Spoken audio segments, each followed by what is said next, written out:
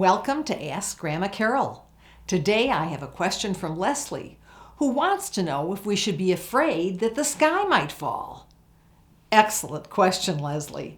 Remember the story of Chicken Little, who ran all over town telling his friends and neighbors, "The sky is falling, the sky is falling." The good news is that the sky is not falling. It will never fall on us because there's nothing to fall. The sky isn't some sort of shell or solid object like you might create for an art project in school. It's only air that's trapped around the earth by the pull of gravity.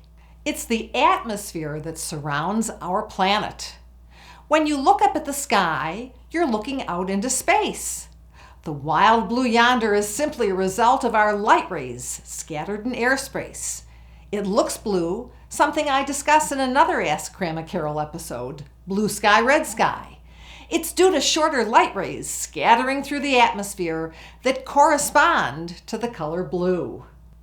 Gravity is a force that pulls on everything on Earth. It pulls on us, on our toys, on other people, on cars, and yes, on air.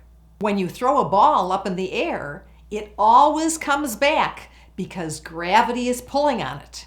When gravity pulls on air, it has a stronger effect on air closer to the ground. That's why air at sea level is denser than air that's farther from Earth. The air we breathe here on Earth is very dense, which makes it easy to get the oxygen we need. If you were on top of a very high mountain, the air would be thinner and harder to get. So what about clouds? Can they fall on us? Nope. Clouds are simply the result of water rising from the ocean in the form of water vapor, then cooling and condensing into a cloud formation with millions of water droplets. Have you ever seen steam come from a tea kettle when water boils? Have you ever gone outside on a cold winter day and seen your breath? These things are like water vapor rising. You can actually see the process with your own eyes. I bet you're wondering how clouds float. 3 reasons. First, the water droplets in clouds are so small they're able to float for a long time. Second, clouds stay warmer than the air around them because they absorb the sun's energy so well. This makes them lighter than the cold air surrounding them, like a hot air balloon. And third, there is always warm air rising to meet a cloud. This warm air continues to push the cloud upward. But clouds don't float forever. If the surrounding air warms up, then the air is able to contain the cloud's moisture as vapor, and the cloud will disappear.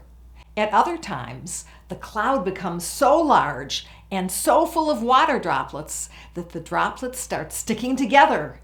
They get so large that droplets start to fall and become, that's right, rain. Do you have a question for Grandma Carol? Email me at askgrandmacarol@yahoo.com. Yours just might be one of the questions I answer on the show. And don't forget to give this episode a thumbs up and subscribe so you'll be notified when new episodes come out.